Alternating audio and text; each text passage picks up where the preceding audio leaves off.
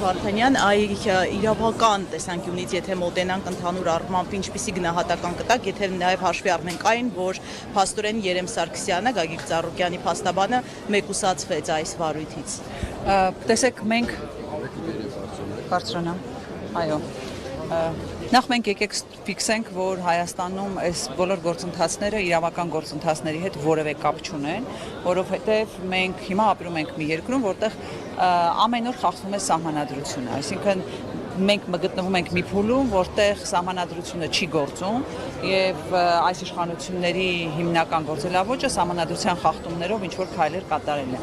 Ամբողջ գործընթացը ես գնահատում եմ ոչ իրավական, սա բացառապես քաղաքական հետապնդում է, որովհետեւ մենք տեսանք, թե ինչպես էր նախընտրական փուլում Փաշինյանը արդեն իսկ ազդարարում, որ Ծառուկյանին պետք է ձերբակալեն, Ծառուկյանին պետք է ունեզրկեն եւ մնացած ոչ վայելուչ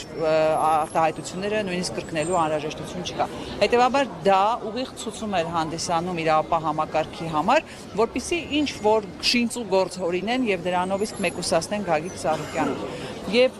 ոչ միայն ամբողջ process-ն է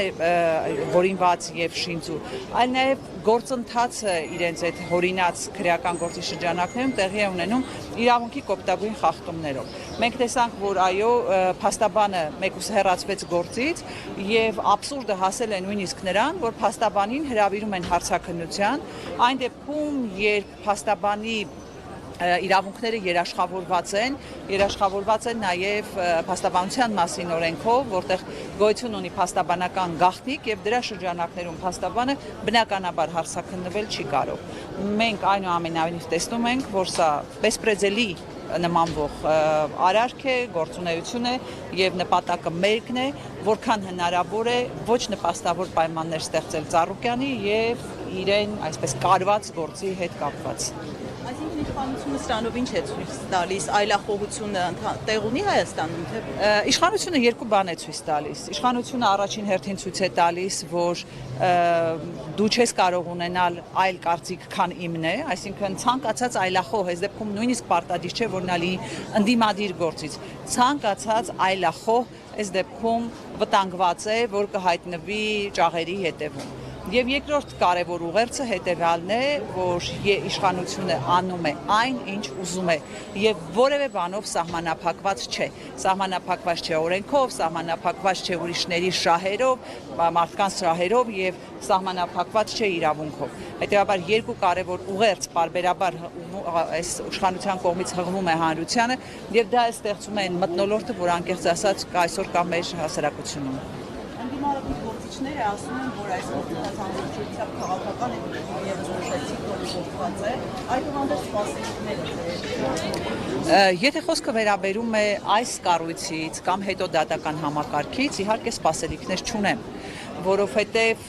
մենք տեսնում ենք, թե ինչպես են բազմաթիվ քրեական գործեր քննվել եւ շատ բացառիկ դեպքերում է լինում, երբ դատավորները առանձնանալով ողջ, այսպես կցորդ դատական համակարգից կայացնում են իրավունքին եւ օրենքին համապատասխան որոշումներ։ Հիմա մնում է հույս ունենալ, որ ի վերջո գործը կմակագրվի այդպիսի մի դատավորի, որը կառաջնորդվի բացառապես իրավունքով եւ օրենքով, սակայն մենք մյուս կողմից էլ տեսնում ենք, որ թե այդպիսի դատավորների նկատմամբ ինչպիսի ներգործություն է տեղի ունենում, այսինքն այդպիսի դատավորները շատ արագ հայտնվում են բարձրագույն դատական խորհրդում եւ տարբեր վարույթի շրջանակներում փորձում են կաշկանդել նաեւ իրենց օրենքով եւ իրավունքով առաջնորդվելու սկզբունքը։ Հետևաբար պետական մարմիններից խոսքը քննչական մարմիններին է վերաբերում, խոսքը դատախազությանն է վերաբերում, խոսքը դատարանն է վերաբերում, այս պահին ակնկալիքներ չկան, այս մարմինները դարձել են մեկ անձին ծառայող մարմիններ եւ ի վերջո կայացնեն այնպիսի որոշում, ինչպիսի որոշում իրենց կթելադրվի վերևից։ Ես եմ շնորհակալ Սարգսյանին բարիքի որքանով է իրավականորեն Ես այդ հարցին անդրադարձա, եւս մեկ անգամ պետք է ասեմ, որ այս պարագայում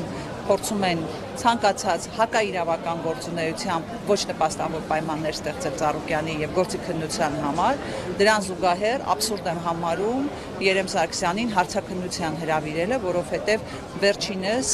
օժտված է փաստաբանական գաղտնիք պահելու պարտականությամբ եւ այս պարագայում ես չեմ պատկերացնում, թե այդ ինչպես են հարցաքննությունը իրականացնելու։